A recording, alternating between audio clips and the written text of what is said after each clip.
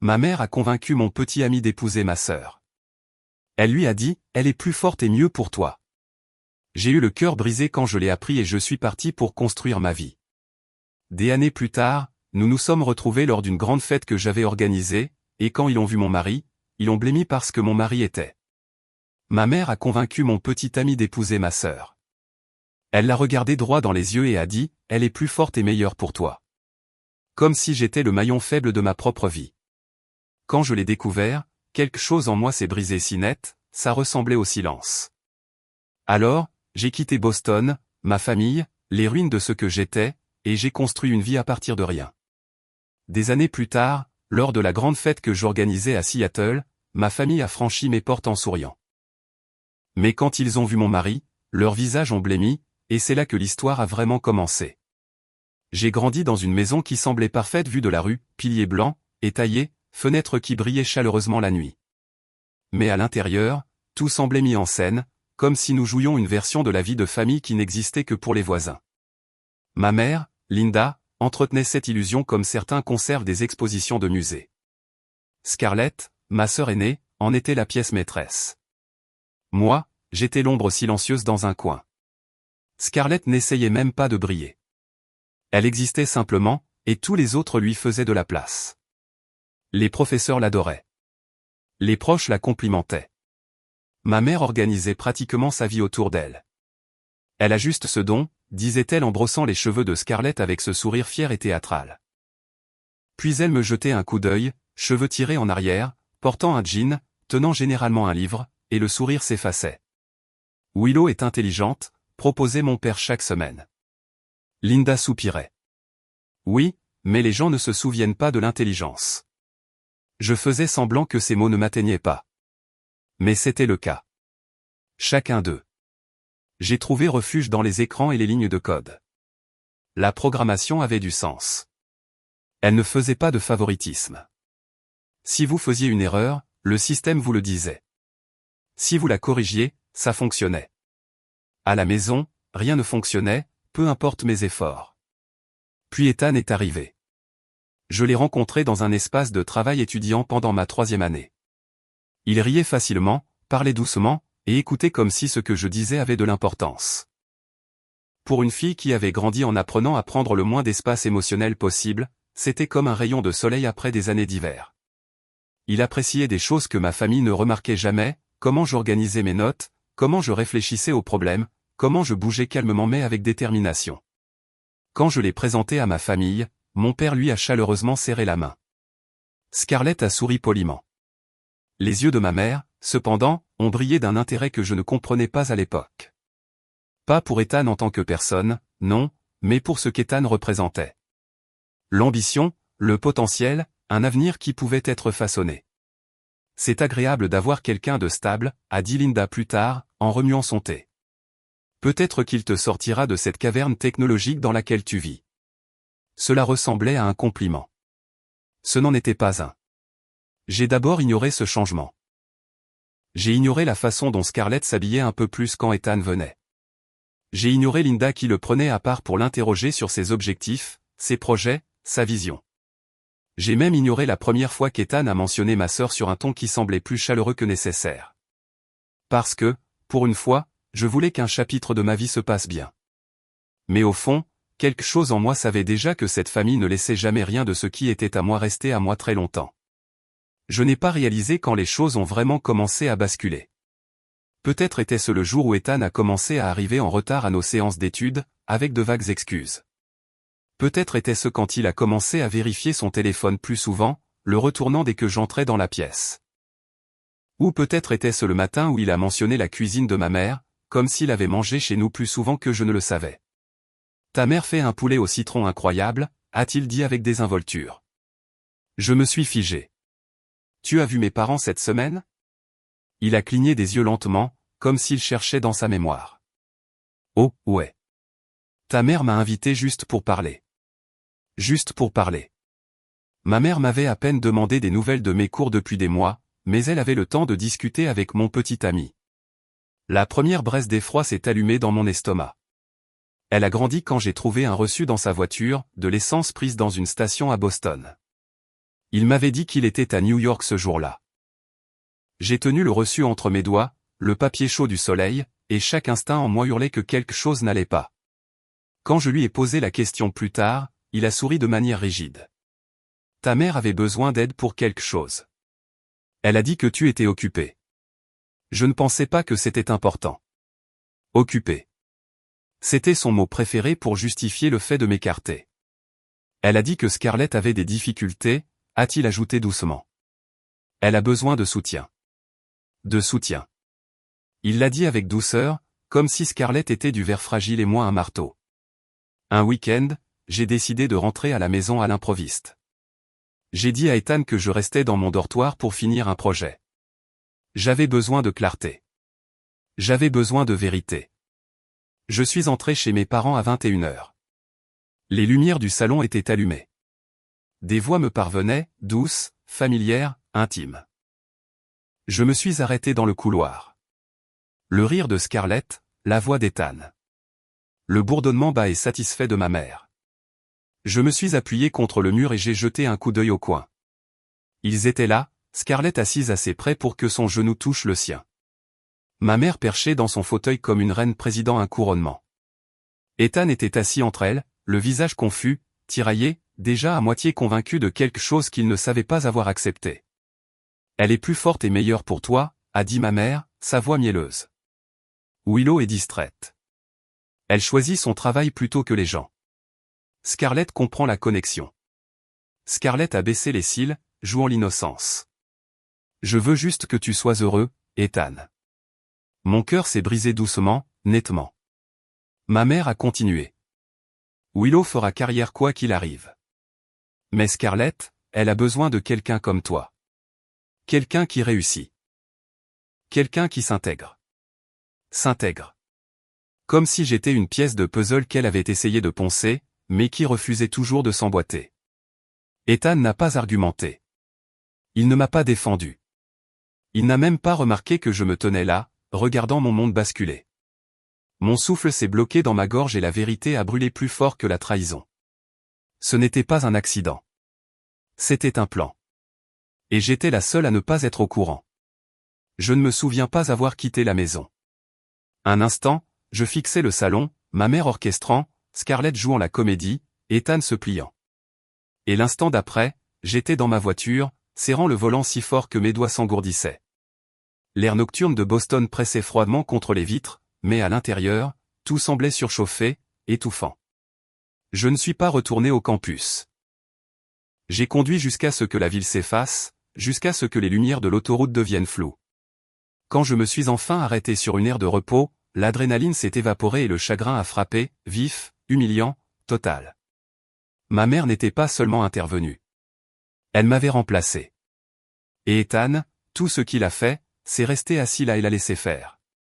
J'ai appelé la seule personne en qui j'avais confiance. Riley, j'ai besoin d'aide. Elle n'a pas demandé pourquoi. J'arrive. En quelques heures, j'étais de retour dans mon dortoir, préparant un petit sac pendant que Riley regardait silencieusement depuis l'encadrement de la porte. Quand elle a finalement parlé, sa voix était basse, assurée. Tu as besoin de partir d'ici un moment. Pas juste de ce dortoir, mais de toute cette orbite. Elle avait raison. J'ai abandonné mon dernier semestre 2 jours plus tard. Les professeurs étaient choqués. Les conseillers m'ont poussé à reconsidérer. Mais la vérité était simple. Je ne pouvais plus respirer à Boston.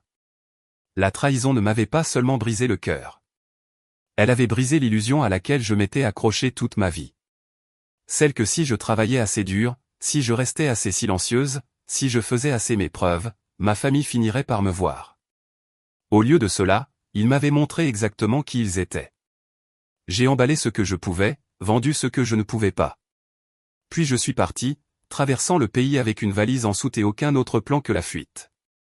Seattle ressemblait à une planète étrangère au début. L'air sentait la pluie et le cèdre. Les gens ne connaissaient pas ma mère. Ils ne connaissaient pas Scarlett. Ils ne savaient pas que la fille qui commandait son café avec des mains tremblantes venait de voir sa vie imploser. Le cousin de Riley m'a laissé dormir dans son petit appartement pendant quelques semaines. Je me souviens être resté éveillé sur ce canapé-lit, écoutant le bourdonnement du réfrigérateur, sentant le poids de l'échec pressé sur mes côtes. Mais la douleur est étrange. Elle vous brise d'une manière qui fait de la place pour quelque chose de nouveau. Par un matin calme, après des jours à peine fonctionnels, je me suis tenu à la fenêtre et j'ai vu le soleil frapper le lac. Quelque chose en moi, quelque chose de petit mais d'obstiné, a chuchoté, lève-toi. Alors, je l'ai fait. J'ai trouvé une thérapeute, le docteur Lindon, qui n'acceptait pas mon poli je vais bien. Elle a insisté jusqu'à ce que la vérité éclate, désordonnée et crue. Vous n'avez pas été choisi, a-t-elle dit une fois, parce que votre famille ne voulait pas voir votre valeur. Ce n'est pas votre échec. J'ai postulé pour finir mon diplôme à Seattle. Puis j'ai construit une nouvelle vie, pièce par pièce. Des emplois, des routines, des amitiés, de la stabilité. Mon monde ne s'est pas reconstruit rapidement, mais il s'est reconstruit honnêtement. Et lentement, la colère est devenue clarté. La clarté est devenue force. Et la force est devenue quelque chose de dangereusement proche de la paix. Mais la paix n'a pas duré.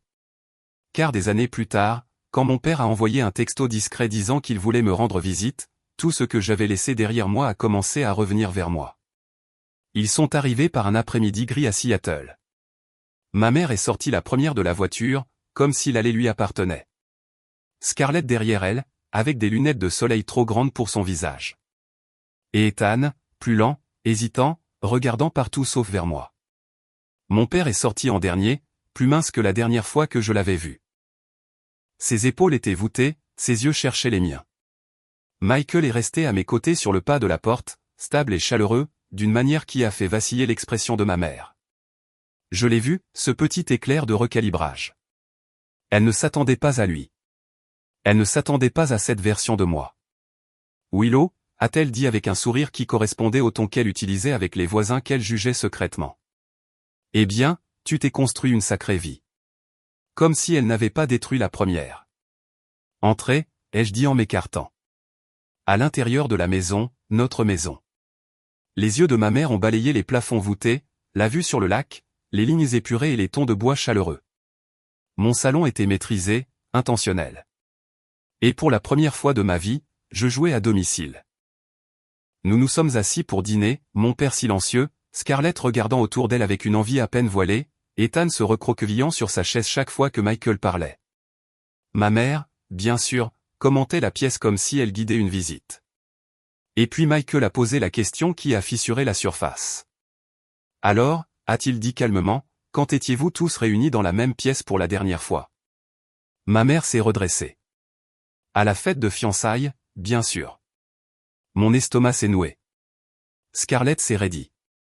Ethan a bu une grande gorgée d'eau, manquant de s'étouffer. Michael a hoché la tête, parfaitement poli. Ça a dû être difficile pour Willow. La pièce s'est figée. Le sourire de ma mère s'est aminci.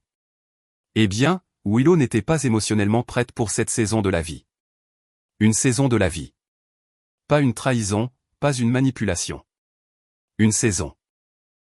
J'ai ouvert la bouche, mais Scarlett m'a devancé. Maman, arrête, a-t-elle dit doucement. La tête de ma mère a claqué vers elle. Pardon? Scarlett a posé sa fourchette. Ses mains tremblaient légèrement. On ne va pas faire ça. Pas ici. La voix de ma mère a baissé. Scarlett, non. Scarlett a insisté, plus fort cette fois. Tu as besoin d'entendre ça. Et puis, chose impossible, comme regarder un barrage se fissurer, des années de secrets se sont déversées au grand jour. Willow mérite la vérité, a-t-elle dit. Mon cœur battait la chamade à mes oreilles. Scarlett m'a regardé, vraiment regardé, et pendant un instant, elle n'était plus l'enfant doré, l'élu, la perfection polie. Elle avait l'air fatiguée, triste, humaine. Maman n'a pas seulement parlé à Ethan, a-t-elle commencé. Elle l'a appelé à plusieurs reprises. Elle lui a dit que tu étais distraite, trop ambitieuse, que tu n'étais pas sérieuse quant à ton avenir avec lui. Mon estomac s'est effondré. Elle lui a aussi dit que tu parlais à quelqu'un d'autre à l'école, a chuchoté Scarlett. Que tu prévoyais de le quitter. Je n'ai jamais. Ma voix s'est brisée. Je sais, a-t-elle dit rapidement. Je sais que tu ne l'as pas fait. Le visage d'Ethan est devenu rouge. Scarlett. Elle a levé la main. Je n'ai pas fini. La mâchoire de ma mère s'est serrée. Scarlett. Tu vas arrêter ça tout de suite. Non, Linda, a dit Michael d'un ton égal. Elle ne s'arrêtera pas. Le silence glacial qui a suivi ne ressemblait à rien de ce à quoi j'avais vu ma mère être confrontée auparavant. Elle a tourné sa fureur vers Michael, mais il n'a pas bronché. Pas une seule fois. Scarlett a continué. Maman a même rédigé des messages sur ton vieil appareil, a-t-elle avoué. Elle m'a fait les envoyer pour qu'ils aient l'air de venir de toi. Je les fixais. Tu les as envoyés. Les larmes ont rempli ses yeux. J'étais stupide. Je l'ai cru quand elle a dit que tu t'en sortirais bien. Que tu n'avais pas besoin de lui. Que moi, j'avais plus besoin de lui. Michael a pris ma main sous la table. Sa poigne était ancrée dans le réel. Et Ethan, ai-je demandé d'une voix rauque. Il a enfin levé les yeux. Son regard était vitreux, honteux. J'ai eu tort, a-t-il dit. J'ai fait confiance aux mauvaises personnes. J'aurais dû te parler. J'aurais dû me battre pour nous. Au lieu de ça, j'ai laissé ta mère décider de notre avenir. Mon père, silencieux jusqu'alors, a posé son verre d'une main tremblante. Linda, a-t-il chuchoté, est-ce vrai? Ma mère a expiré brusquement. J'ai protégé mes filles. J'ai fait ce que n'importe quelle mère ferait. Non, ai-je dit doucement. Tu as fait ce qui servait ton image, ce qui valorisait Scarlett, ce qui me maintenait petite. Ses lèvres se sont entr'ouvertes, mais rien n'en est sorti. Scarlett a essuyé ses joues. Je suis désolé, Willow. Vraiment. Et ce n'est pas tout. Ethan a baissé les yeux à nouveau. Le visage de ma mère s'est figé. Scarlett a continué. Maman a dit à Ethan que sa carrière serait plus solide avec quelqu'un de plus raffiné, plus utile pour le réseautage. Utile pour le réseautage, comme si j'étais un CV et qu'elle m'effaçait. Mon père avait l'air anéanti. Linda, comment as-tu pu? Mais avant qu'elle ne puisse répondre, Michael a reculé légèrement sa chaise, se penchant en avant avec un calme qui le rendait étrangement plus redoutable. Ce que vous avez fait, a-t-il dit à Linda, c'est de l'abus, de la manipulation émotionnelle. Vous n'avez pas seulement saboté sa relation, vous avez saboté son avenir parce qu'il ne correspondait pas à votre récit. La voix de ma mère tremblait d'indignation. Je ne recevrai pas de leçons dans la maison de ma fille. Non, ai-je dit doucement. Tu ne recevras pas de leçons. Tu vas écouter. La pièce semblait électrique. Je les ai tous regardés. Mes parents, ma sœur, mon ex. Des gens qui avaient autrefois été le centre de ma vie. Des gens qui l'avaient démantelé pièce par pièce. Vous m'avez coûté des années, ai-je dit. Vous m'avez coûté ma stabilité, mon dernier semestre, ma confiance. Vous m'avez dit que je ne valais pas la peine d'être choisi, mais je me suis reconstruite sans vous. Ma mère a ricané, mais c'était faible, défensif. C'est toi qui nous as quittés, a-t-elle dit. Non, ai-je répondu. Vous m'avez poussé dehors. La pièce est restée figée jusqu'à ce que mon père parle. Sa voix était à vif. Willow, je suis tellement désolé. Je savais que quelque chose n'allait pas. Je ne l'ai pas arrêté. C'est mon échec, pas le tien. Pour la première fois depuis des décennies, il a regardé ma mère droit dans les yeux. Ça s'arrête ici, a-t-il dit doucement mais fermement. Aujourd'hui. L'expression de Linda a vacillé, choquée que l'homme qui restait toujours silencieux ait enfin pris parti. Michael s'est levé, puis a marché jusqu'à moi. Sa présence seule était une déclaration. Quand ils ont vu mon mari, leurs visages ont blêmi, ai-je dit en regardant chacun d'eux. Voici pourquoi. Pas à cause de qui il est, mais parce qu'il représente la vie que j'ai construite sans vous. Une vie que vous ne pouviez pas contrôler. Scarlett a laissé échapper un sanglot discret. Ethan fixait le sol. Ma mère a attrapé son sac à main. Nous partons. Mais mon père n'a pas bougé. Je reste, a-t-il dit. Willow et moi, nous avons des choses à réparer. Ma mère l'a regardé, stupéfaite. Puis elle est sortie. Scarlett a suivi lentement, mais avant de partir, elle s'est retournée vers moi. J'ai fini de la laisser me contrôler, a-t-elle chuchoté. Je veux arranger les choses, si tu me le permets. Ethan s'est approché en dernier. Je suis désolé, a-t-il dit doucement. Et je passerai des années à être désolé. Mais je suis heureux que tu aies trouvé quelqu'un qui te voie. Puis lui aussi est sorti. La porte s'est refermée. Silence. Michael a serré ma main. Ça va? Et pour la première fois depuis des années, ça allait. Dans les jours qui ont suivi cette confrontation, la maison semblait étrangement calme, comme si des années de bruit s'étaient enfin dissipées. Mon père est resté avec nous le reste de la semaine. Nous avons fait de longues promenades au bord du lac, nous nous sommes assis sur le balcon le soir, et nous avons parlé d'une manière que nous n'avions jamais eue auparavant. Pas de faux-semblants, pas de marche sur la pointe des pieds autour des humeurs de ma mère, juste de l'honnêteté, fragile, mais réelle. Un matin, alors que la lumière frappait l'eau d'un nord doux, il a dit « J'ai passé tellement de temps à essayer de ne pas faire de vagues que j'en ai oublié comment protéger les gens qui avaient le plus besoin de moi. » Sa voix portait du regret, pas de la honte.